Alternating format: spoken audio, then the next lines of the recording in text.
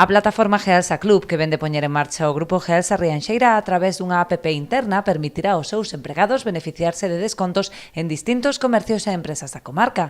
A Asociación de Empresarios da Pobra asinou un convenio coa firma Conserveira para que os seus asociados poidan utilizar esta nova canle de venda. Todos os comerciantes tendrán unos descuentos fuera de lo que es normal en rebajas, en épocas de rebajas, unos descuentos durante todo el año, que es el tiempo de vigencia que hemos firmado, que hemos pactado.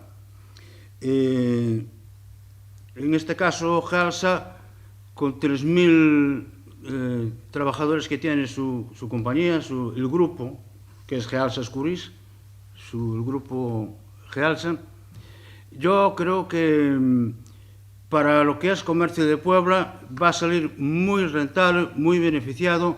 Por outra banda, a patronal pobrense asinou tamén outro convenio co BBVA. A entidade bancaria ofrece condicións vantaxosas aos asociados a hora de acceder a liñas de préstamo e outros produtos financeiros. El Banco de Bilbao, apoyando al tejido empresarial de la Pobla de Caramiñal, le presenta unas ofertas en todos los productos que pueda beneficiar al comercio y al sector de pymes, comercios y autónomos, a todos los sectores productivos.